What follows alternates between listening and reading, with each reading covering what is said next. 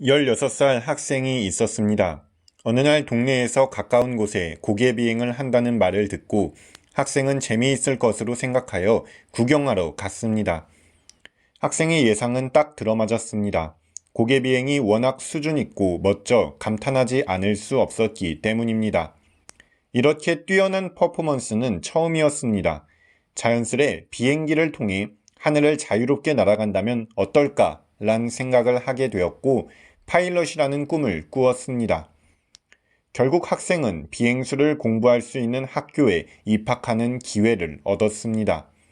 입학하자 학생은 너무나도 기뻐했습니다. 하지만 입학은 곧 인내심이 어디까지인가를 시험해야 하는 순간이 찾아왔음을 알리는 순간이기도 했습니다. 학교의 교육 과정이 너무나도 고되었기 때문입니다. 얼마나 고되었으면 들어가기 어렵다는 학교를 중도에 포기하는 학생들도 많았습니다. 학생도 포기하고 싶다는 생각이 없었던 것은 아니었을 겁니다. 하지만 학생은 자신이 어린 시절에 품었던 비행의 꿈을 놓치고 싶지 않았기에 힘들고 고된 교육 과정을 끈질기게 버텼습니다. 그렇기에 학교를 졸업하고 파일럿의 자격을 얻었을 때 느꼈던 성취감은 컸습니다. 하지만 기뻐할 틈이 없었습니다. 전쟁이 일어났기 때문입니다. 파일럿은 자신이 좋아하는 비행으로 자유와 평화를 지켜나가는 데에 일조하고 싶다는 생각이 들어 의욕을 가지며 전투에 임했습니다. 그리고 전쟁이 끝났을 때 파일럿은 결심했습니다. 자신의 나라에 최고의 공군이 있어야겠다는 생각을 했습니다. 사실 파일럿은 임시정부의 군대가 아닌 중국군으로 참전해 일본과 맞서 싸웠기 때문입니다.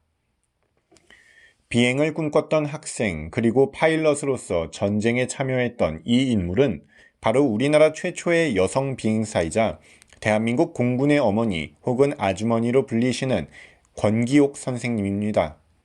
권기옥 선생님은 당시 여성으로서 중국의 항공학교에 입학하는 것이 불가능했습니다. 학교에서 여성의 입학을 받아들이지 않았기 때문입니다.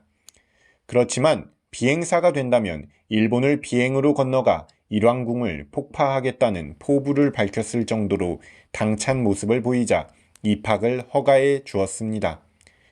권기옥 선생님은 이곳에서 힘든 훈련을 꿋꿋이 견뎌가며 입학한 지 1년 2개월 만에 졸업하고 중국군으로 전쟁에 참전하며 큰 공을 세웠던 것입니다.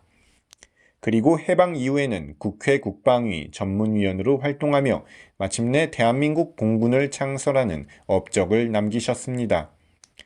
자신이 좋아하는 일로 시대의 어둠을 몰아내고 빛을 되찾은 데에 큰 공을 세우신 권기옥 선생님을 감사하는 마음으로 기억해야 할 것 같습니다.